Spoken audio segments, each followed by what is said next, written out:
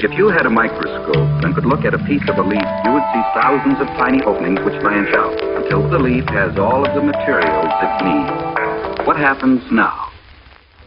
It's time for you to move on to exercise number 3.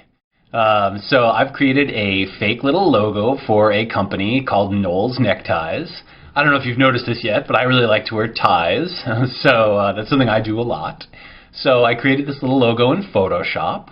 And to make this a little bit more challenging for you, I definitely set everything in groups, right, or folders, which will open up as pre-comps.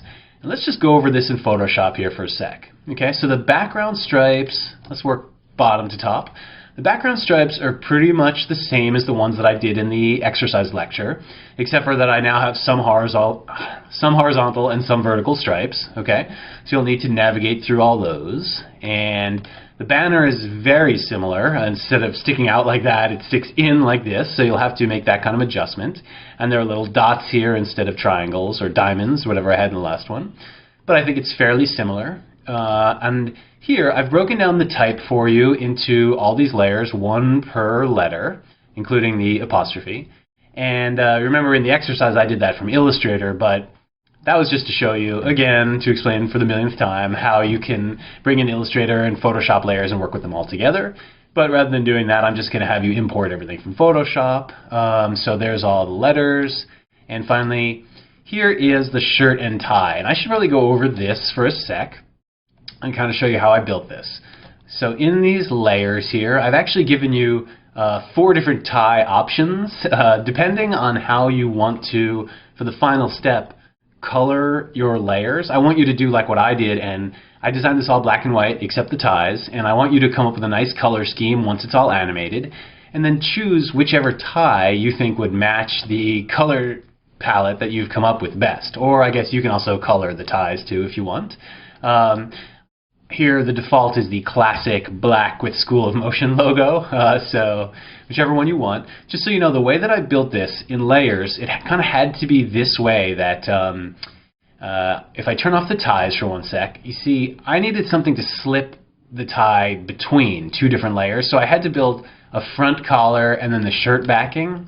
So it looks pretty strange in pieces, but I had to do it this way, otherwise the tie would have just sort of like stuck on top of the layers, and I kind of wanted it to fit in a little bit nicer than that. So I'm going to move this back down, right, and turn this all back on, and that should be fine. I hope that explains it. Let's look at this in After Effects real quick and talk about any differences that there might be between the one that I did and this one. Okay, here we are in After Effects, and you'll need to go ahead and import this project in, right? So Command-I to import, and find the artwork. Don't forget to hit Options, and you should choose either composition or composition retain layer sizes.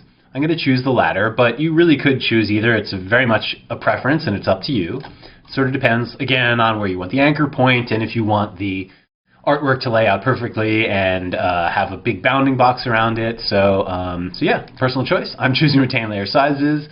Editable layer styles is great. Okay, here we go. And if we double-click the composition, and you'll see up in here it's got all the layers and all the pre-comp groups, just like before, so that worked well. You've got the background stripes layer, which, because I imported as a composition and retained layer sizes, the anchor points default to the center of all these layers here, right? So you'll need to move them, and you'll need to decide, where it's scaling from. The one thing that's slightly tricky here, which I do want to mention, is in my example that I did, I was able to copy and paste the animation for one layer to all of them.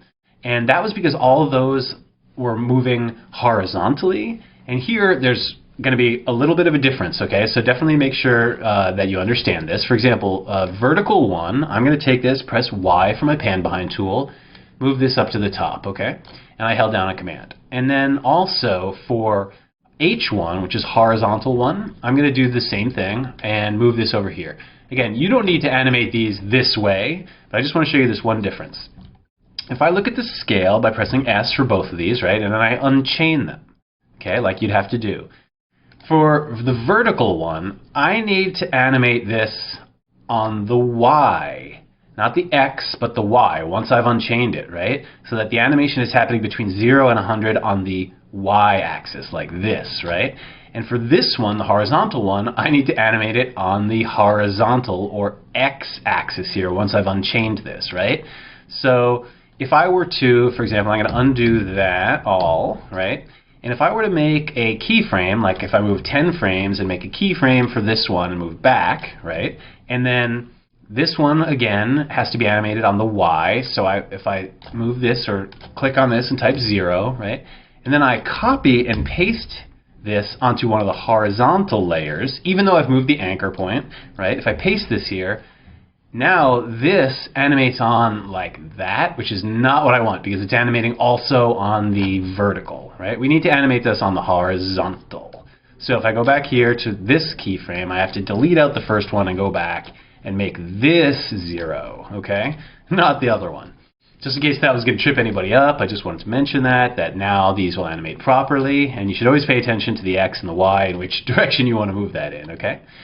The only other thing I think that might be tricky, I think everything else is really very much the same, except this one thing, and I definitely need to go over this. So because I laid out the collar front and the shirt backing as two separate layers, and because I imported and retained layer sizes, now I'm going to turn off my ties for 1 sec because I think those will animate separately. But my collar front and my shirt backing, these two layers, I kind of always want them to look like one layer, but they're actually broken into two. And just say I wanted to do like a rotation where this like spins on and scales up, okay? I kind of imagine that. So what I would do is select both layers and press S, make a scale keyframe at 100, press Shift R, and then make a scale keyframe, a rotation keyframe here.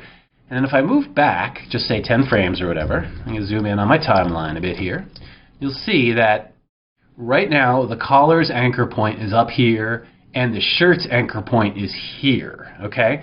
So if I were to do the same kind of animation where I scale these both down to 0, you can see here now that they're kind of scaling in different directions because of that anchor point. And similarly, I'm going to undo that. If I rotate them, they're going to kind of break apart with the rotation, which kind of looks cool in a certain way. And maybe that's going to be how you animate it. But if you want it all to animate together as though it's one object, which is kind of what I was thinking, you first need to take this step, okay? Take the collar front, and with the pan behind tool chosen, which actually happens to be what I have chosen right now, I want you to move this anchor point so that it lines up exactly with the anchor point of the shirt, okay? If you click on the shirt, you see that the anchor point's about here. Now if I click back on the collar front, and I take this anchor point, pan behind tool selected, this is another great thing. If I kind of move in the area of where that other anchor point is, and then I hold Command, you'll see that it kind of snaps in there, and it sort of like, click, snaps right in there, which is really nice, because now you can say with confidence that both of these are going to rotate and scale from the same point, which is going to be really important in this case. So if I back up a couple frames, now if I rotate them both at the same time, they both rotate together, and if I scale them at the same time, they'll both scale together, all right? I think that's probably the easier way to go, and this is something you do a lot in After Effects, is you break things up into layers so that you can kind of like place objects or maybe do other animations between those layers, but then you frequently need them to kind of animate together. So be really careful and pay really careful attention to that anchor point. That's really good advice.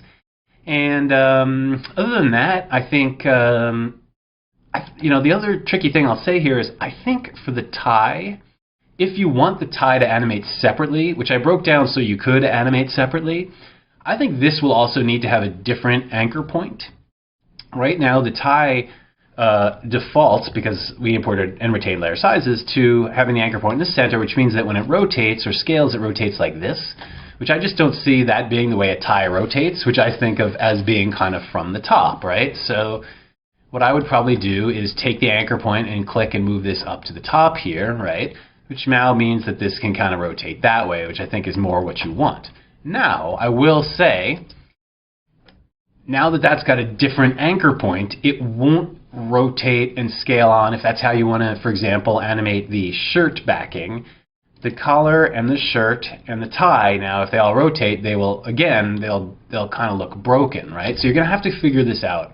If that's where you want the anchor point for the tie, which I think that kind of makes sense to have it up at the top, you'll need to figure out a way to bring this tie on after the shirt and collar already come on screen, I think, so that it can kind of like, for example, the tie could scale up from 0 along that anchor point, like boing, just as long as it's not trying to animate with the shirt and collar, as long as the anchor point's in a different place. Okay, so this is really good practice for dealing with anchor point and with these pre-comps, and just in general for creating some animation. I don't see this as being particularly long, maybe a couple of seconds.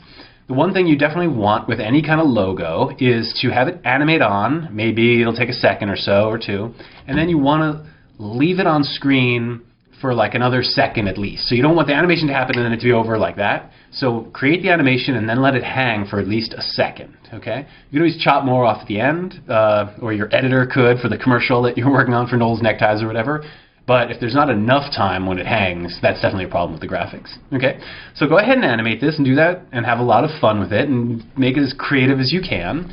And definitely make sure to apply some effects, some of those color correct effects to all of this, to make it look really nice and to have it match whichever tie that you choose. And remember, certain things you'll have to get in, like the shirt, for example.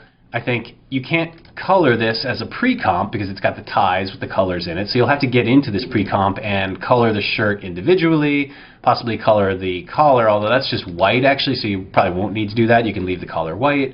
But if you want, you could always like put a color correction effect, like just say on this shirt with stripes, like hue saturation, and then you can kind of color that however you want and figure out which tie like matches with that the best. To your taste, so that looks bad. I'm thinking the red tie. Yeah, I like that. So then, you could go ahead and color the rest of this, including getting rid of this background from Photoshop and making a new solid. And you could kind of pick whip this color and then choose something different or whatever. This might look really ugly. And yeah, just have fun and come up with some cool colors for that. And the emphasis is definitely on the animation and working those anchor points in the pre-comps. Thank you very much, and I hope this goes well, and I will see you in the next class. If you had a microscope and could look at a piece of a leaf, you would see thousands of tiny openings which branch out until the leaf has all of the materials it needs. What happens now?